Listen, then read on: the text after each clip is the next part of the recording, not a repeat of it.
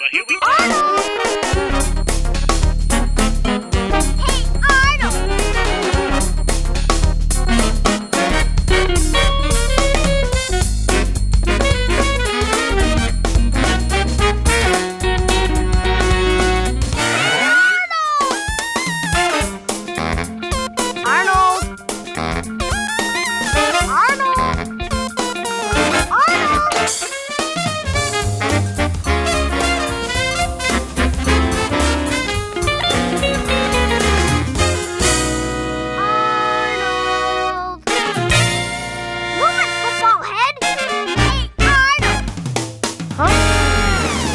Craig, welcome to the show.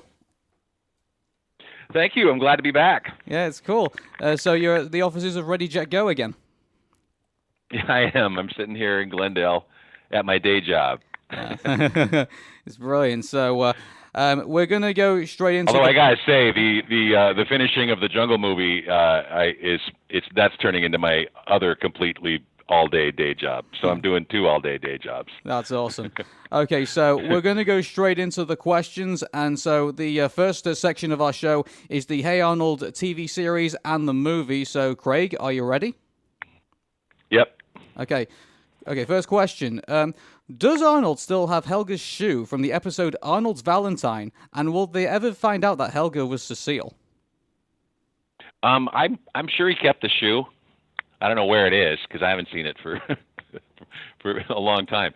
But I think if he hasn't figured out that she's Cecile by now, he's crazy or very dense. but I don't think I'll make a thing out of it, if you know what I mean. Yeah. Okay. And so it's a little late. Yeah, I imagine it probably is. Okay then. I think all that stuff dawned on him. You know. Yeah. Okay, very, very quick answer to that question. So let's move on to the next one. After the episode Rhonda's glasses, Rhonda wasn't seen wearing her glasses anymore.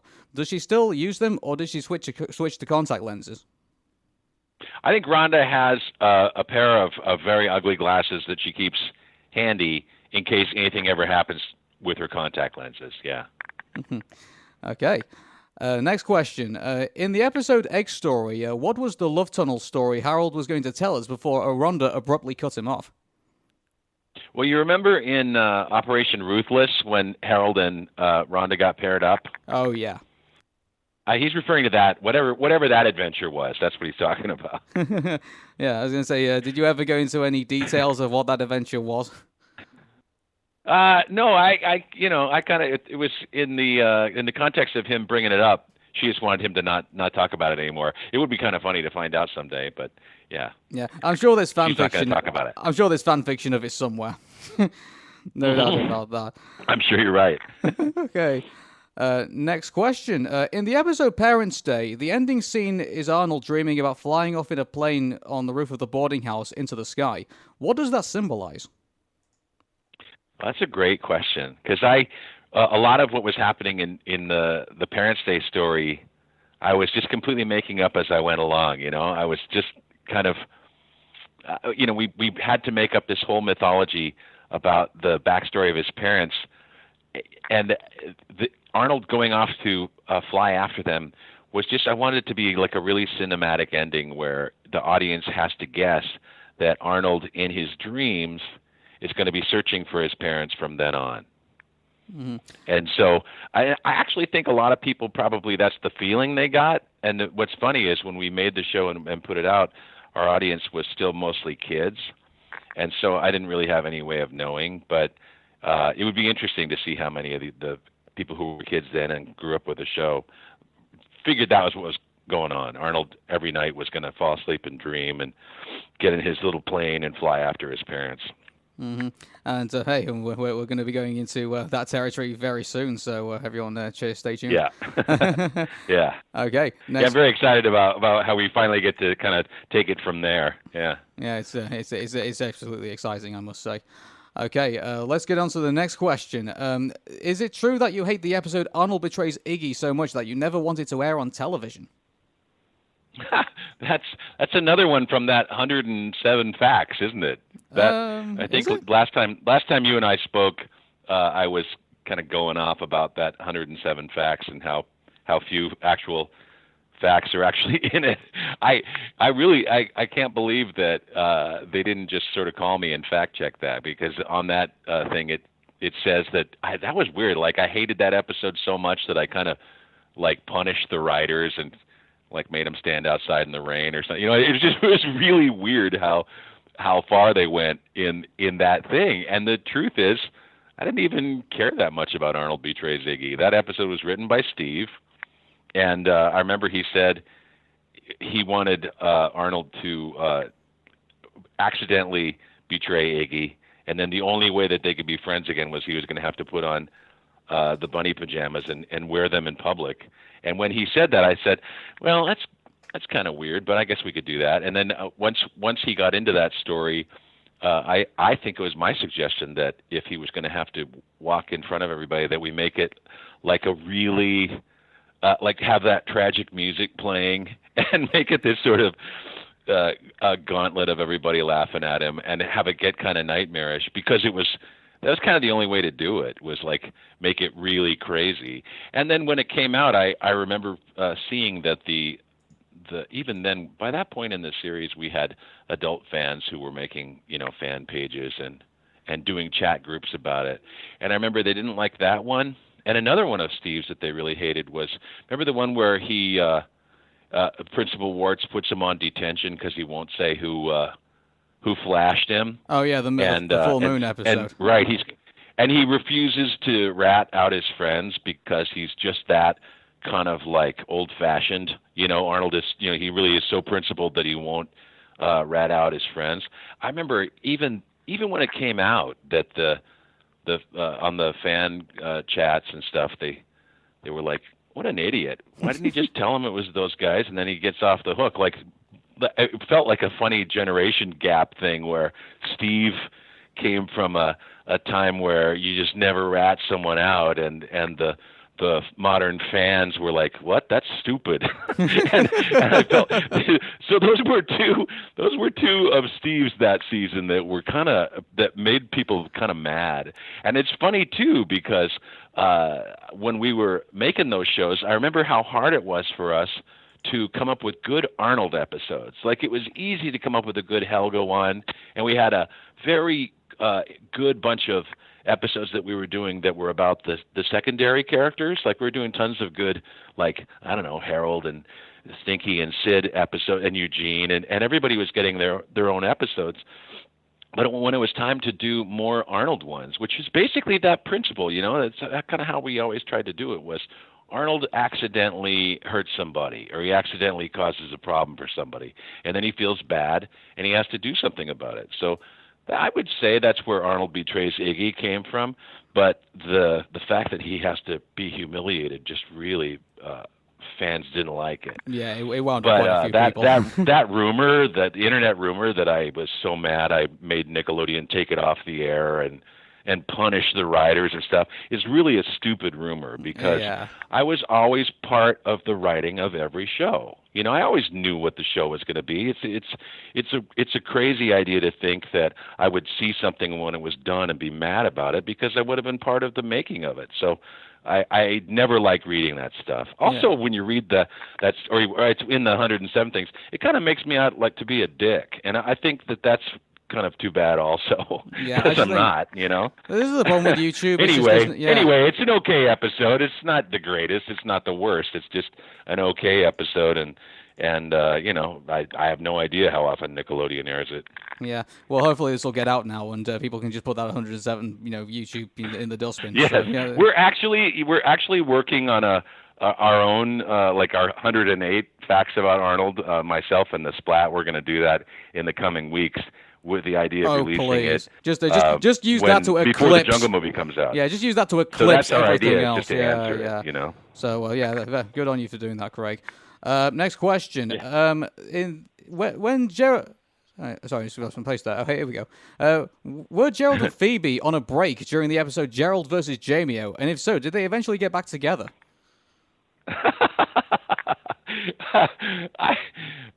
I think that you know, during those years of the series when things like that were happening, we were probably just figuring Gerald was just a player, and he was always just whatever happened, Gerald was just gonna If he saw somebody that he liked, he was going to try for him.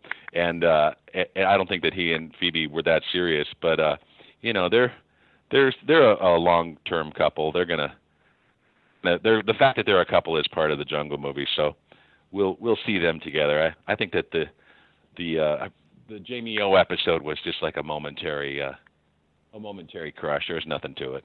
Oh, okay then, cool.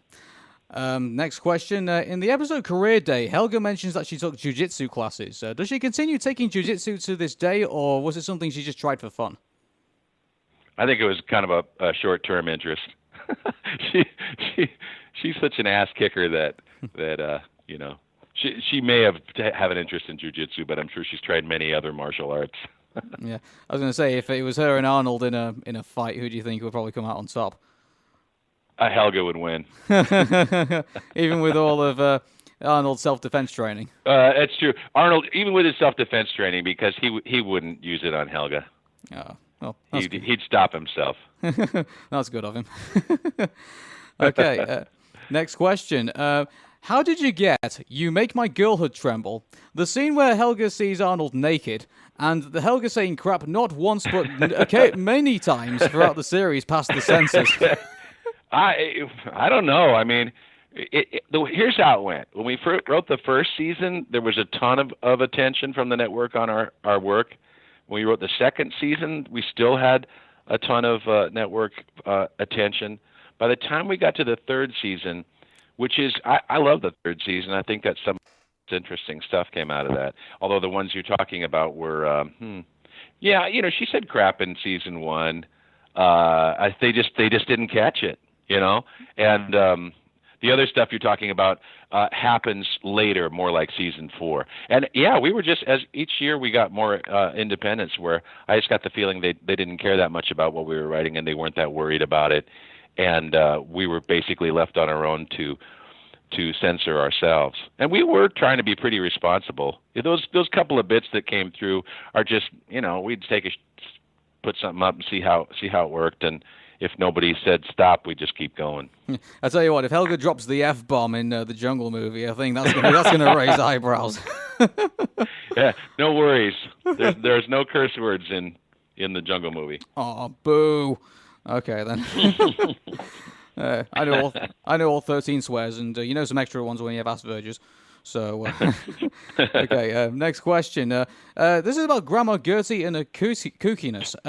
Is it a way to cope with the loss of her son and daughter-in-law in the jungle, Alzheimer's, dementia, old age, or is she just trolling everybody? I think Grandma has a wonderful sense of fun. So we said that when she was young, she had been a librarian and really loved stories, and so her love of fantasy and role play and stuff has always been there. And I do think that both Grandma and Grandpa worked pretty hard to entertain Arnold when he was little, because they did feel for him not having his parents, and so they were kind of trying extra hard as his substitute parents. And so I do think that's where that came from. And it's kind of funny, because now that she's old, Grandma and Grandpa both use their age as a way to do whatever they want. And so, they're kind of messing with people, both of them. And I think that in a way that they're just kind of having people on, in her case, pretending she has dementia, and in Grandpa's case, pretending he's like a forgetful old fool, and both of them are very sharp when they want to be. That's what's fun about Grandma, actually, is I think we must have talked about this before, where when things get real, Grandma gets real. Yeah. Like mugged. When Arnold gets mugged, she goes, "What happened?" And then Arnold goes up to his room and she says, "Well, what are we going to do about this?" to Phil. Like, oh, okay, so now Grandma's not kooky anymore. Now Grandma's she's taken over. She's going to fix this. And she does that a lot in the episodes, and she does it in the movie too. She has a hilarious scene in the movie where she takes over.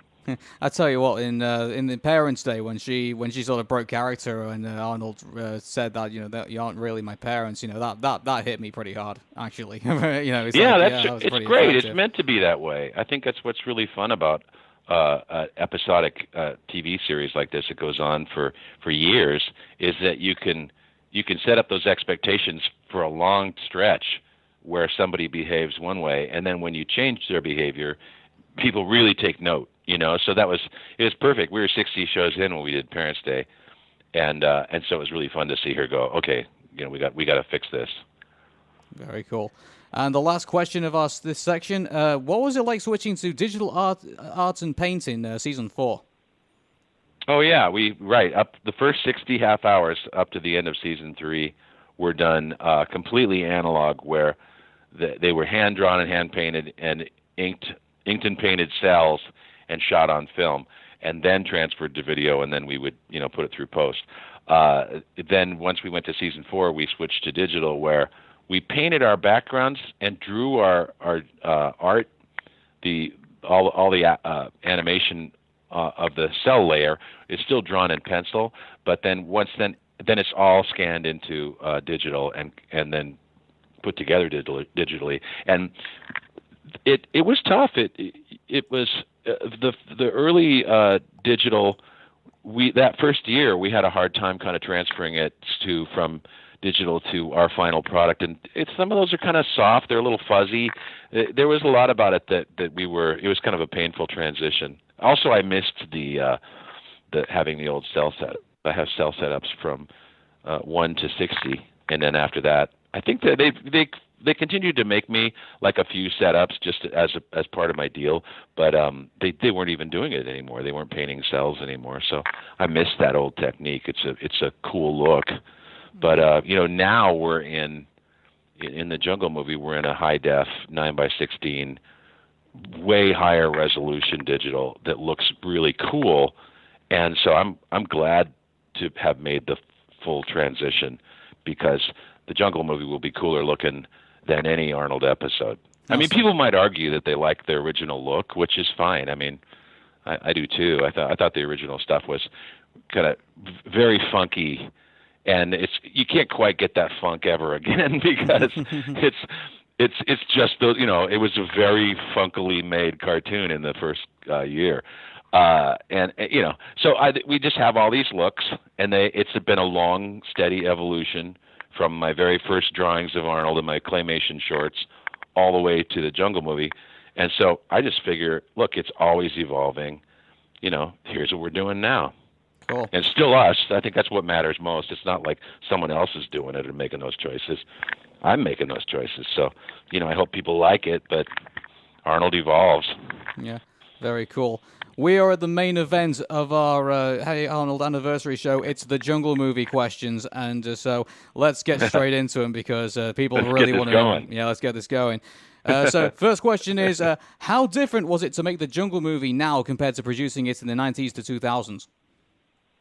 In a way, it's easier because we were making it for Paramount, and it was a Nick movie. And that just meant a whole other layer of people involved and notes and stuff, and the expectations of the Paramount movie studio, how a release was going to do in its opening weeks and all that stuff. And we don't have any of those concerns because we're making it as a TV movie for Nick. So it's way easier to produce. Mm-hmm. And I have a huge, now we're down to just a tiny skeleton crew because we're in post. And so it's just me, the editors, the producers, and a few other people helping. And when we were fully up and had a big staff, we were a great big staff again. It was kind of like the old days. And we had all this wonderful, the pipeline at Nickelodeon now is huge. And so we had a lot of stuff at our disposal. We had a good long schedule. We had a lot of opportunities to go back in and record stuff again and again, and so it's been a great, large, comfortable production. I really enjoyed it. Very cool. Next question. You mentioned in the San Diego Comic-Con panel that friendships will be tested. Does that mean you're going to up the ante with the emotion and the drama? Oh, for sure. This one's really emotional. It's got a lot of stuff gets laid on the line. Everybody has to step up and get to the finish line in this one in a really satisfying way. I like all the stuff that happens to the characters, nobody's in their comfort zone. Everybody is out of their comfort zone and somewhere crazy, trying to, in that kind of adversity, people's real personalities come out. So it's going to be great. That sounds awesome. It's just so. I mean, it's going to be it's going to go to places where it's like, oh wow, you went there. It's like, is it going to be people won't believe what they're seeing. That's awesome.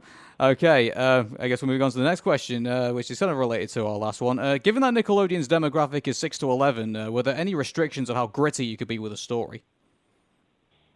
Oh, for sure. They're still exactly. They're still a network for kids 6 to 11, and so those considerations were always there. Like, you're going to make sure that 6 to 11-year-olds understand what's going on, right? And you're going to keep the subject matter. It's still a kids' TV show. So even though I think the ones who are going to be the most excited and most like hanging on every scene and waiting for every single thing to happen, those people are probably 20 to 35. Mm-hmm. The 6 to 11-year-olds are watching too, and it was success for them too. So yeah, we were careful about all that stuff.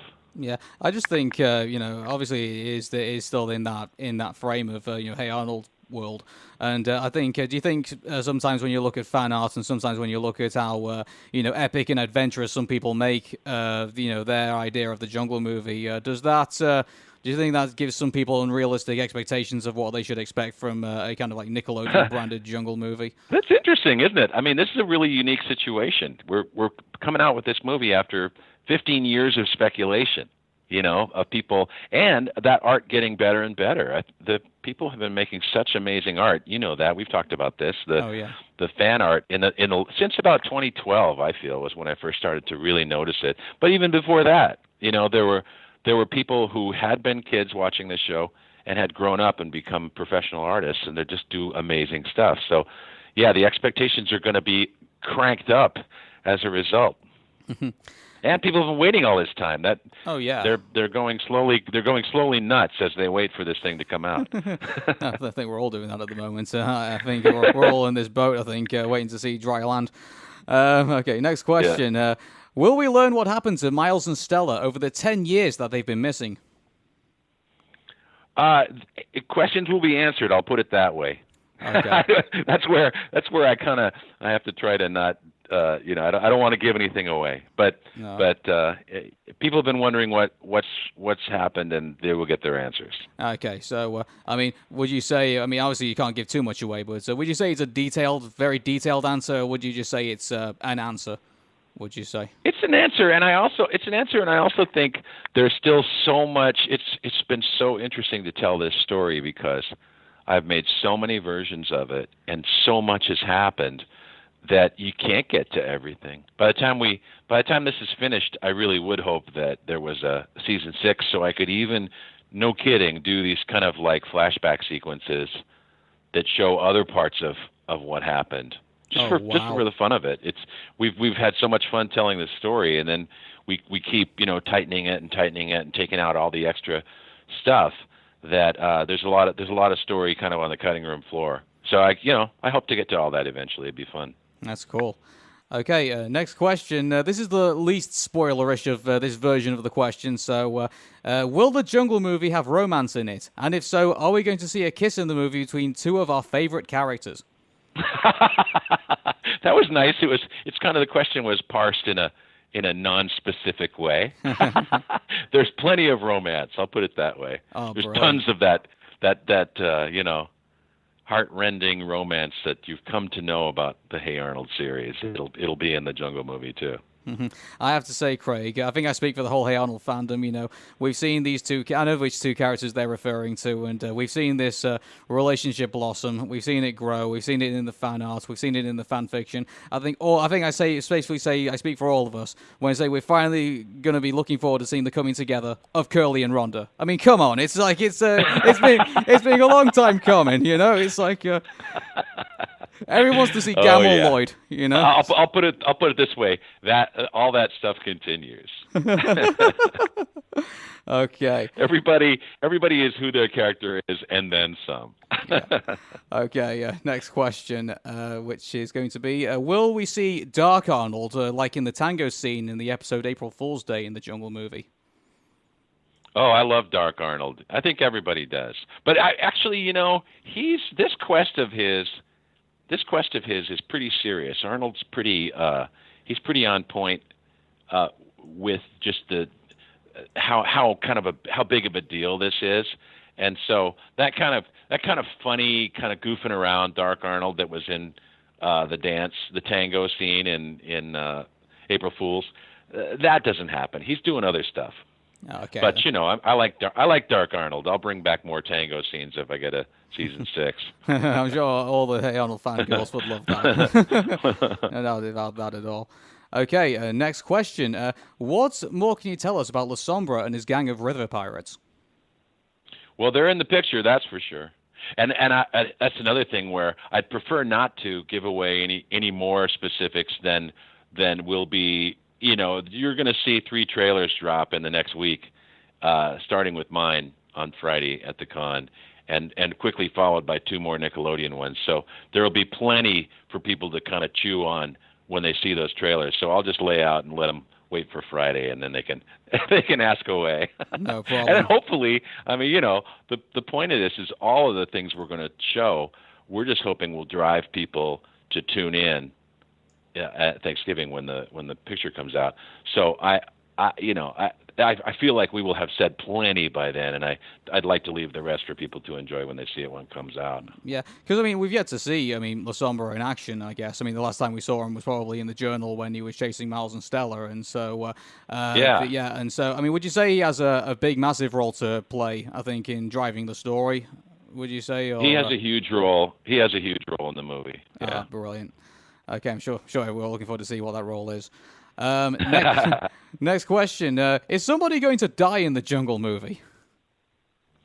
Let's see. Well, I think I won't answer that. I'll just tell people to hang in there and watch when it comes out. I don't want to give that much away. I was going to say because I know Disney has a a marathon of killing off its villains, but does Nickelodeon ever have any worries about that type of violence in the shows? Or it'll be interesting. That'll be good. That'll be a good thing for us to discuss once it comes out, because I know what you mean. I think that's one of the tricky things about storytelling is just how big can the stakes be. It's funny, too, because when you make a movie, that's usually one of those questions they'll ask. When we first set out to make the first movie for Nickelodeon in, God, it was like 99, 2000, and the question was always like, well, what are the stakes, How can this be bigger?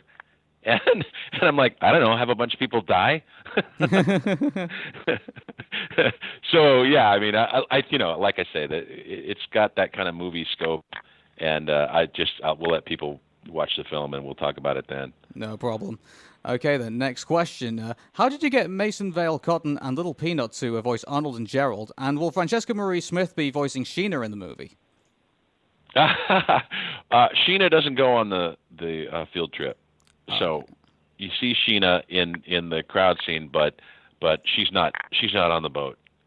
So no to that. And that Mason and Little Peanut were basically, we did a huge casting push. Our whole casting department is wonderful, and they did a great job. And these are all new people from when I came back to Nick to do this project. They had a way more of the company's grown really much bigger, and so they had a whole big casting department that did a big push to find our Arnold and find our Gerald and so on. There are a lot of other characters that we side characters that we also had to go out and cast, and I just think they did a great job. I love that both kids are great. They sound terrific. I felt like it was a really big deal at San Diego in July when we showed that clip, and Gerald first comes out and introduces the piece. I could tell there was a wonderful sense of people going, Gerald sounds good, and then you hear Arnold, and Arnold sounds good, and you're like, oh, good. So I think they're both great matches. and they did a terrific job. They're fantastic. Their acting I mean, is great. I was under no illusion that voice actors were going to change in some places. I mean, how many Arnolds have we gone through? For the yeah, original this is season Arnold alone? number 6. Yeah, and so So yeah, exactly. That stuff happens, and some people get to stay. It was like a kind of wonderful, freaky thing that Justin, his voice had completely turned into that voice by season 1, and he sounded different than he does in that pilot that we made in '94. But when he came back in '95 to do season 1, his voice had changed, and we liked it. You know, it had turned into that Harold sound, and he was still a kid, but he was a teenager, and his voice had cracked, and that was that. So sometimes it works, and sometimes you have to get a true kid sound, and so you got to go back. That's brilliant. Okay, next question. How fun was it to work with the voice actors, and did any of them provide any funny improv that will be in the final version of the movie? Always. I mean, yeah, for one thing, Justin's improvs were hilarious. We have a new Curly and a new Sid and a new Stinky and Arnold and Gerald. I think those are the kids in the Jungle movie that we had to recast, and our Curly was hysterical. I mean, he came up with so many funny bits. There's a couple of times in the Jungle movie where Curly really goes off, and they're hilarious. So, you know, you get that kind of thing. And we would say, like, well, there's a giant fight scene. Everybody's jumping on everyone else, and they're all throwing punches, and everyone's going crazy. And then you just would get people to go, and that's a very funny improvisational, time in the studio. And we also had a couple of our beloved returning characters like Grandma and Grandpa. When Tress MacNeille as Grandma, we had a ton of ad lib for her. We'd say, okay, Abner's telling you a long story, and you're listening. What are your replies? And she, wait till you see it. It's just, she's so great. Tress and are hilarious improvisers, and they've been doing this forever. And they're just, when you get them in the studio and tell them to go, it's just like happiness. Oh, that's incredible. I can't wait to show you. Yeah. They're really good. That's awesome. Okay, next question. This is our most anticipated question, I probably imagine. When is the Jungle movie going to be released in the United States and internationally? And will both parts air on the same or different nights? It's a great question. When we drop the trailer on Friday, we'll be more specific with the Nickelodeon exact time release. And so everyone should look forward to Friday for that announcement. And then after that, all the rest of it will be figured out, like how it will play internationally, if any theatrical release of the TV show. But for now, I'm even waiting for all that stuff to be figured out. And I know the fun thing about Friday when we drop the trailer is they get specific finally, and people can come away from that. By Friday night, everybody will know all that stuff. Ah, brilliant. Okay, then I'll fill everybody in once. I know. I look forward to Friday. It's going to be really fun. We all do. Okay, then. Next question. Will there be a public screening of the movie?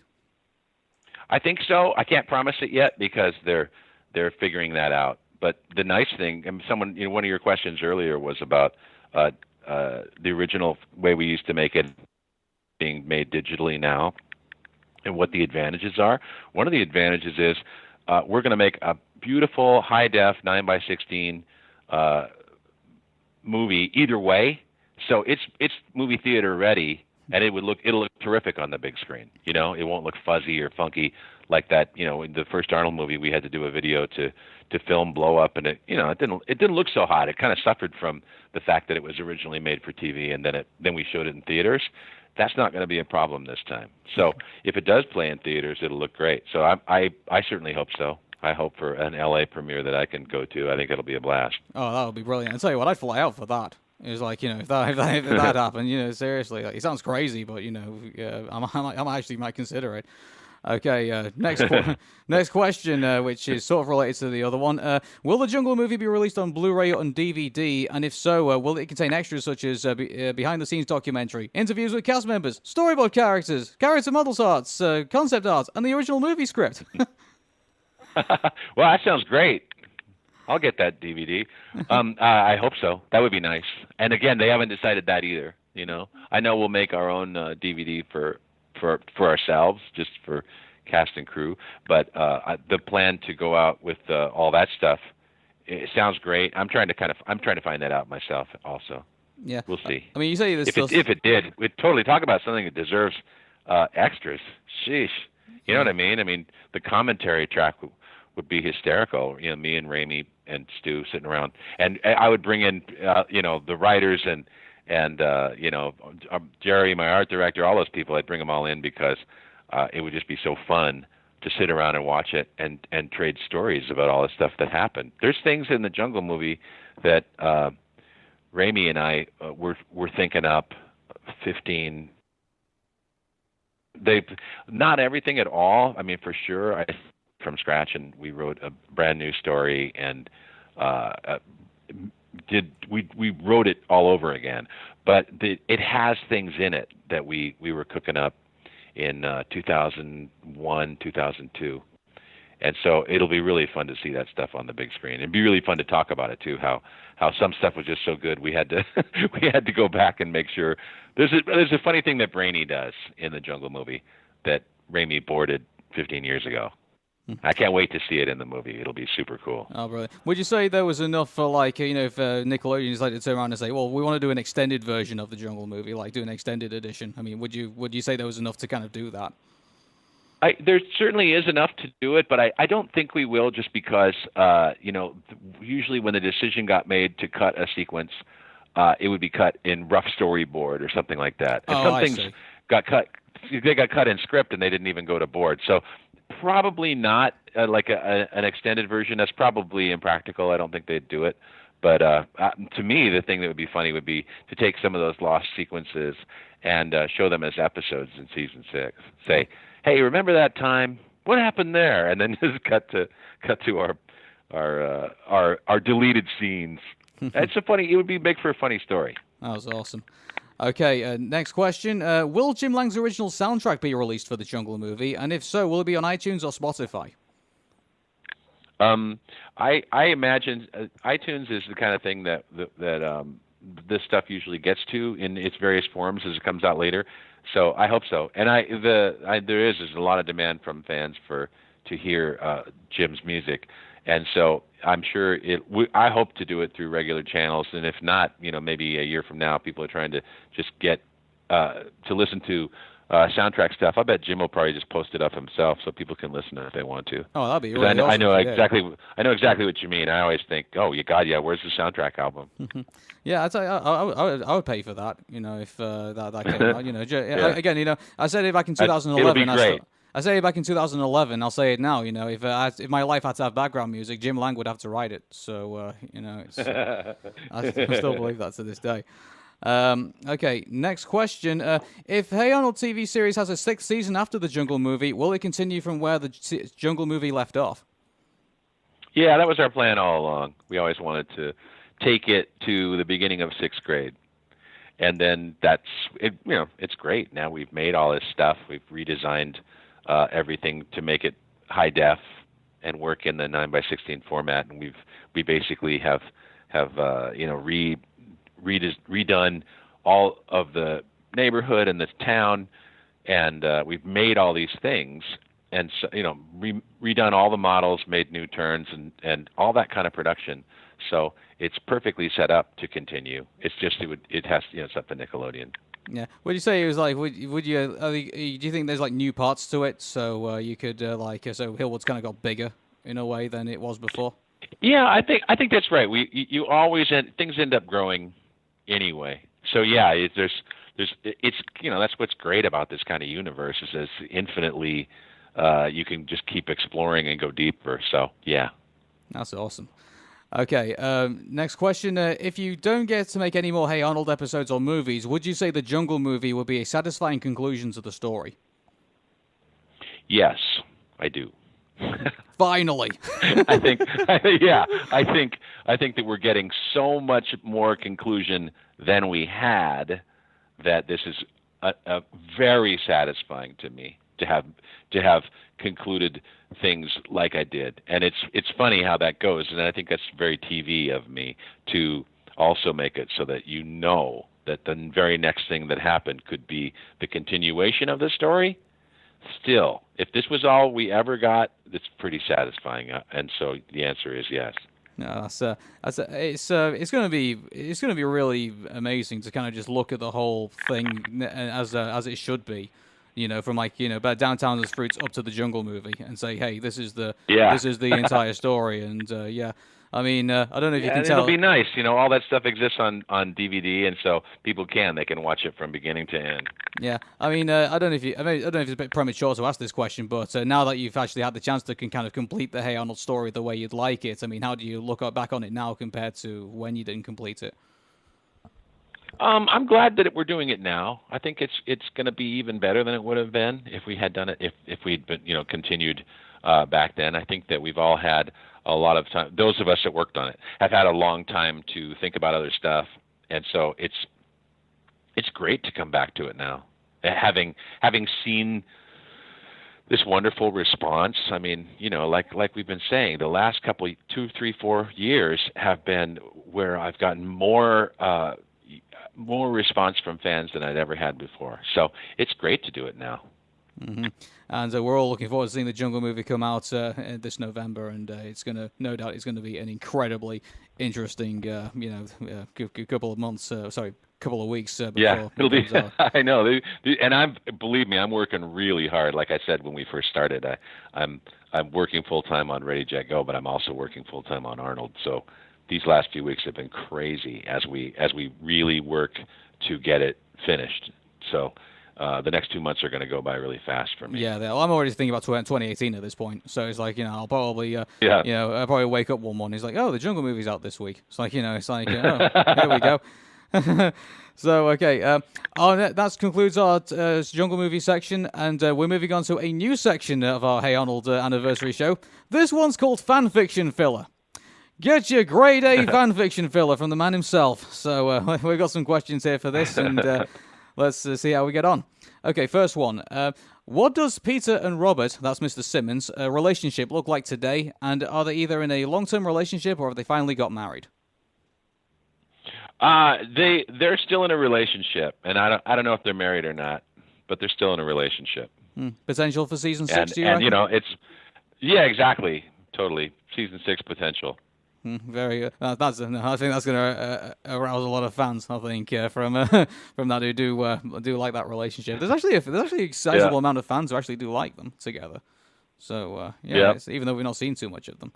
So right, I know that's a lot to go on. I mean, there's not a lot to go on to have built a whole lot of fan fiction about it. But that's what people like. They love to take side characters and run with it. Next question. What kind of career do you see Curly pursuing as an adult? And do you think he would eventually win the affections of Rhonda?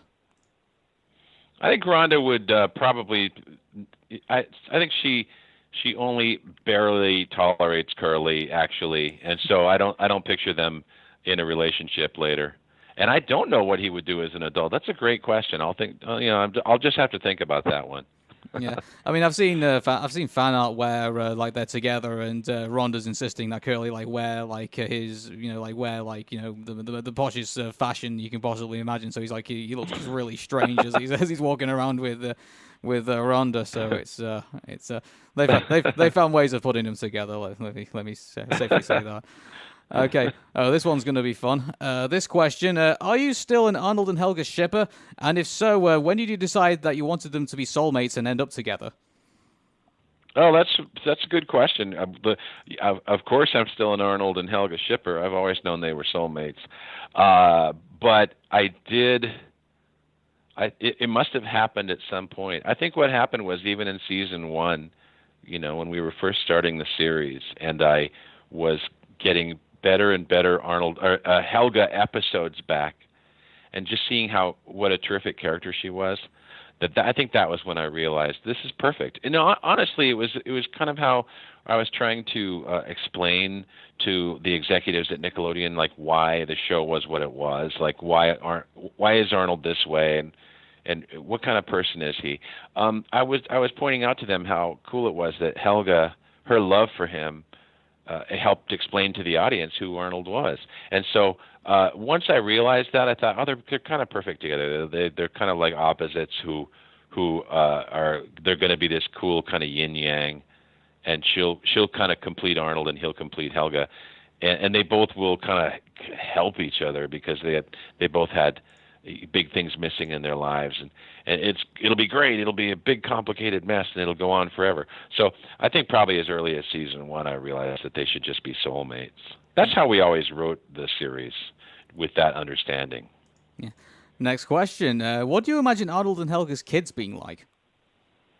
Well, in Married, we got to look at them.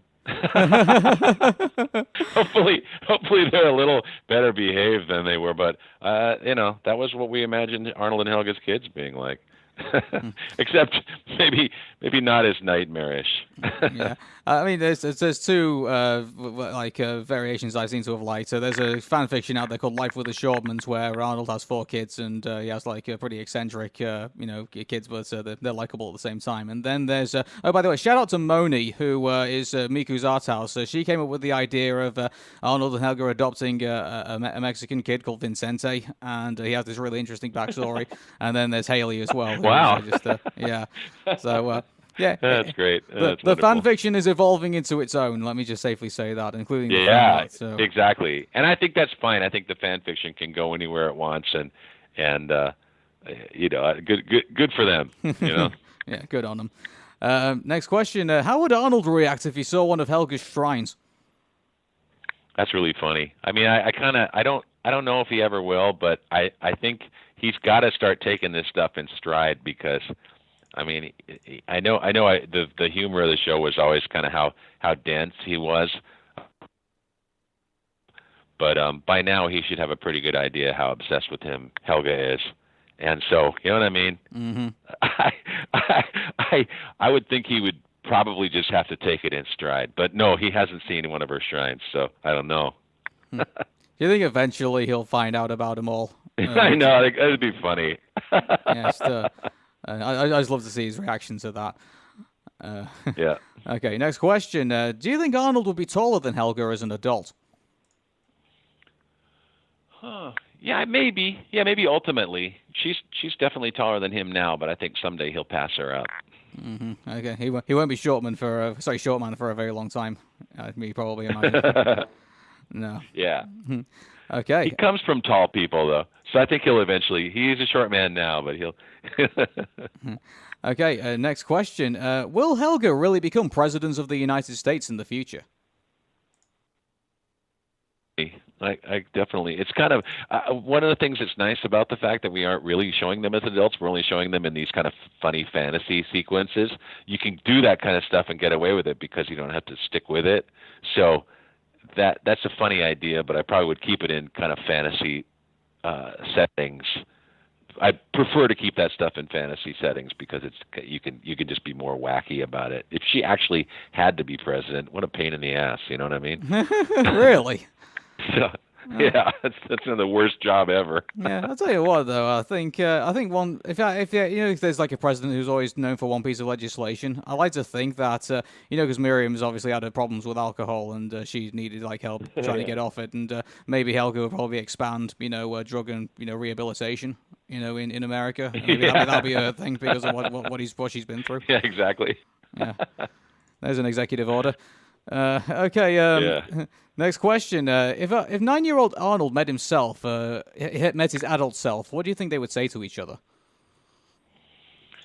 Let's see. So 9-year-old Arnold meets his adult self. He'd probably be, oh wow. Well, if I was 9-year-old me met adult me, I'd say, tell me all this stuff that's going to happen. Because I really wanted to know when I was little. How it was all going to turn out. It would be amazing to meet my adult self. Yeah, that's what would happen. Yeah. 9-year-old self would say, "Wow, what happened?" And then he'd be amazed by whatever it was. Well, I don't think they've made flux capacitors yet in the Hey Arnold universe, so I don't think we'll ever know in that regard. Right. Okay. We're on our last section of the Hey Arnold anniversary show, which is Any Other Business. And so I'll start with the first question. Will we see further Hey Arnold projects, such as movies, chapter books, comic books, or graphic novels? Those are great questions. I am still very much, I'm at Nickelodeon now. We're making this project together. We're definitely in business together. So, I have high hopes that it'll continue.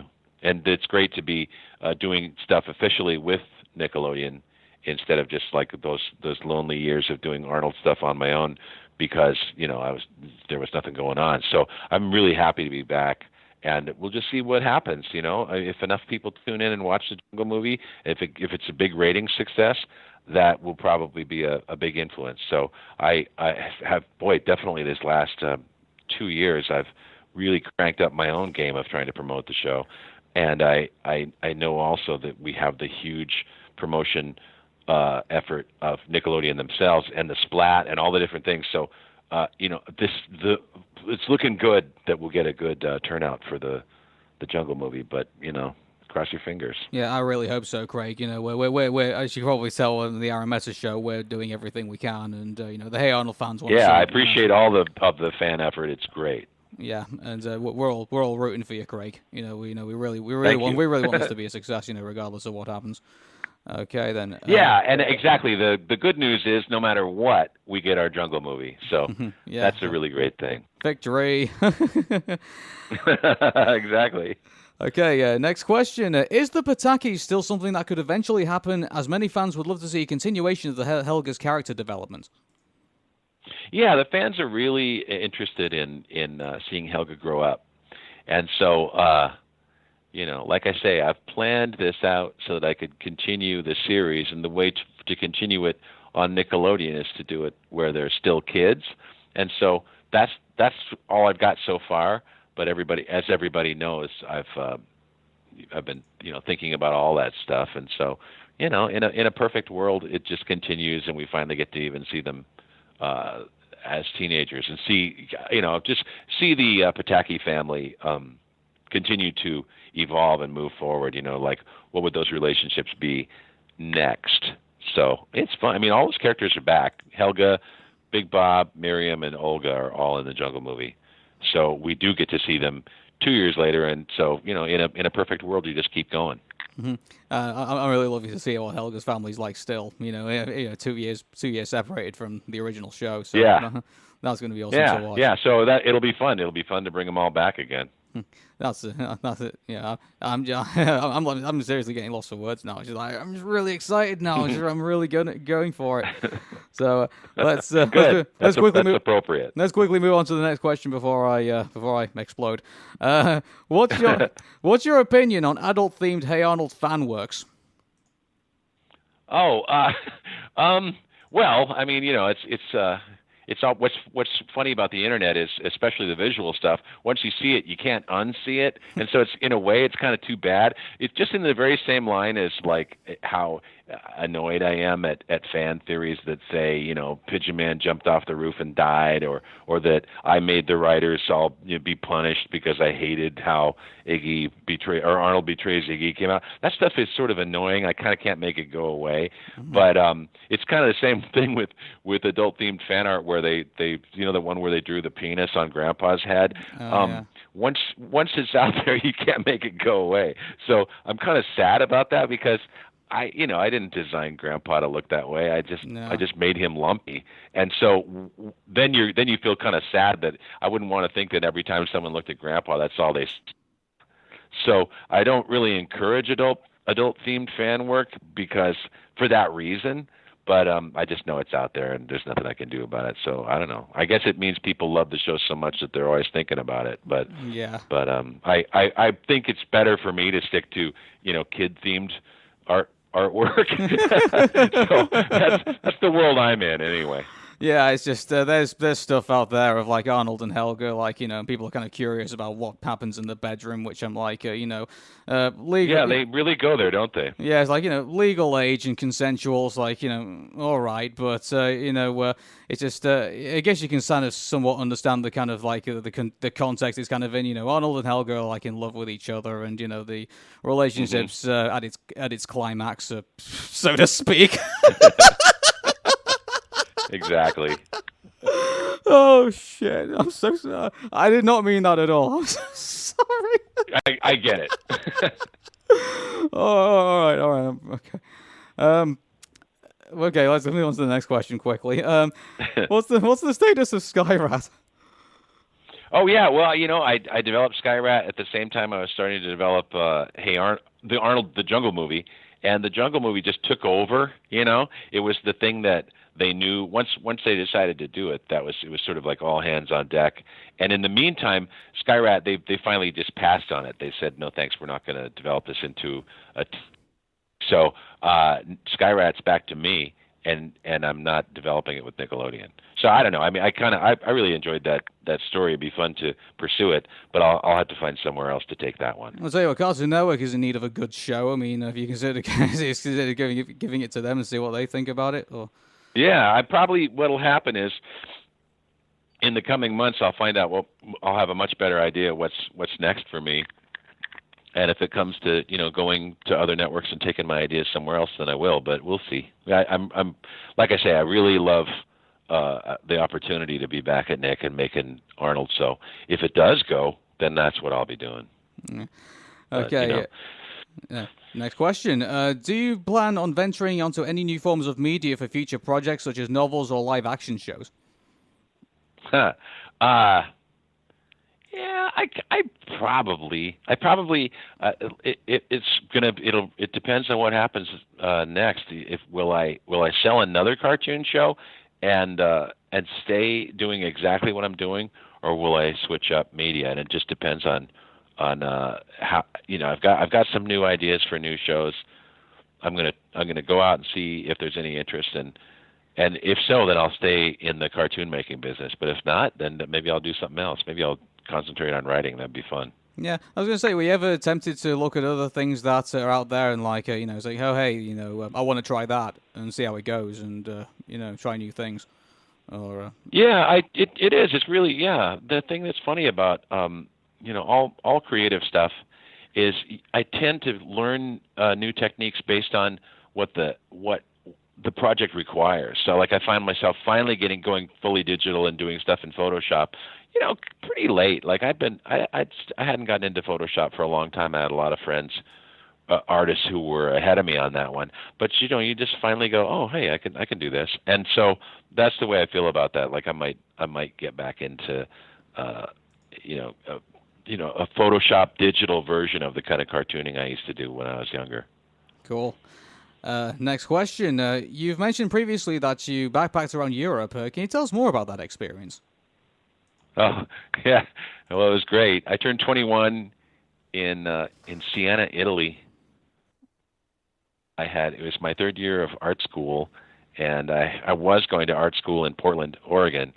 And the new dean of our school had just come from a college in New York State that had a Siena program where basically you went to Siena, Italy for the September till Christmas, and then you could do a spring term there also. And I just really wanted to go. I had been to Europe. I wanted to go back, and so I took my third year in Siena. And what can I say? That was completely life changing. I did the fall quarter in Siena, so basically studying fine art in this Italian city and studying the language and learning Italian. And then in the spring, instead of going back to school, I just took the money that I'd saved and traveled mostly around Italy, hitchhiking and backpacking and doing all kinds of stuff like that. May, when I finally ran out of money and I came home. But that year abroad was super important for me. I always tell when people are that age and they're going to maybe go study abroad, I always say, oh God, go. If you get the chance to do that, you should, because you may think it's kind of derailing your plans? Because it did. Like that year when I came back from that trip, I was so I had so much culture shock. I couldn't. I got home and I didn't even know what to do. I felt really that next year was really a challenge for me because it felt very strange to be back home in Washington State where I'd come from, because I just I'd seen so much stuff and all these crazy things had happened to me. But I always tell people to take that chance if you get it, because that just has informed me ever since. I just think all that stuff about being kind of alone and kind of all that time just kind of being a vagabond and just you never knew what was going to happen next. It's really good for your imagination and just it's such a growth experience. Everybody should do that if they get the chance. Anyway, that's what happened to me. It was great. Cool. I've made friends in that program that I'm friends with still. Four of us are going to get together that went to Siena on that trip. When I'm in New York on Friday, we're going to go get dinner. So that group of four people, those are some of my favorite people. You know, we made really great friendships when we all met up over there. And you know, friends, the Americans that are all abroad together in a program like that tend to bond because there's no one else to speak English with. So, you know, I made some great friends doing that too. Yeah. Anyway, it was great. Yeah, it's I've been abroad a few times, and I've made a few friends doing that as well. And my adventures abroad have been more golfing related rather than actually discovering anything. And it is. I mean, people say that golf, you're out on your own a little bit, but you're not really. You're golfing with somebody. They pair you up with someone, and you get to strike up a nice conversation with them while you're walking around trying to get your ball out of the bunker. So it's like it's. Yep, yeah, exactly. You get something to cheer you up at least. So that's very fun. And this is the last question of our Hey Arnold anniversary show, and it goes like this: when people look back on your work, Craig, what do you hope your legacy would be? Oh, that's a nice question. I hope that what they liked about it was that it kind of got real for them. Like, I know there's a whole lot of different ways to make a cartoon show, and there's a lot of really cool cartoon shows out there that are really different from Hey Arnold and from the tone of Hey Arnold. But the thing about Hey Arnold was it's it kind of the characters should feel kind of real to the audience, and the situations, the emotions that they feel it gets to go a little deeper, I think, because that's just what we focused on. We really like the stories to be relatable in that emotional sense. People feel like that's what it felt like to be a kid, and so that was what I tried to do. And I actually in the all the series that I've done since then, I try to do that as well. I think that you try to start with characters that kids find relatable, and they become their kind of virtual friends. I know that's how kids felt when they would come home from school and watch Hey Arnold back in the day when it was a new show. Just like, oh, good, I get to hang out with my friends. And so that was what I was always trying to do. It's really great. And now we have this, the Jungle movie, I don't know, 16, 17 years later, we're making the Jungle movie, and really, for me, I want the audience to go, "Oh, good, I'm back with my old friends." Yeah, I mean, I think that's how that's the goal. That's how I always, Craig, as you know, I've always, you're my hero, and from back in the day. Well, you are, because when you're autistic and you have Asperger's syndrome, and I have dyslexia as well, and it's it's a very lonely existence, I think, for a child. And when I had Hey Arnold, it was a group of people that I felt like I could relate to on TV. And when I watched that show all those years ago, I didn't feel as lonely as I did. And that's one of the reasons when I came back in 2009, when my life wasn't going very well at the time, and then I rediscovered Hey Arnold. It felt like that was you won't believe how much that actually meant to me when I came back. Well, that's exactly what I'm talking about. That's very nice to hear, because that's exactly what I mean. It's just TV is a really powerful medium. It's magic. people have this relationship with this show, just like there's a lot of shows out there that people have that they feel that way about them. But Hey Arnold, that was definitely what I was trying to do. Yeah, and I'm just really glad that I feel that at least in my part of at least trying to get the Jungle movie back. I just feel like I've sort of repaid what you gave to me. Yeah, that's satisfying, isn't it? Yeah. we actually did it. Yeah, it is. It's just it's the most amazing feeling in the world, and it's I just thought that I thought you and I were just going to be talking for forever about this cartoon show that I grew up with and you created, and just talking how much fun it was just to do, and now to actually have like this massive event in our lives where we can actually give Arnold the ending he wants, and have the characters come back for like even if it's only for like a last hurrah. And let's say, I really hope actually there is going to be some kind of continuation of Hey Arnold, so that this generation of kids can actually look at what we grew up with and say, like, oh hey, this is something meaningful here, and there's something I hope to so relate too. to, yeah, because it's yeah. Well, everybody tune in. That's all I can say. Yeah, definitely. Everybody Let's make tune this thing a in. hit. Everybody absolutely tune in, because you're not going to believe what you're going to see, and it's probably going to take a couple of watches for me to kind of take in what's there. So it's that's what I'm really looking forward to. Oh, for sure. It's totally made so that people will have to watch it 2 or 3 times. I really think so. I know it's kind of hard. I'm a little close to it, but it's really intended to be the kind of thing where you have to watch it a couple times just to kind of get everything that happened. Mm-hmm.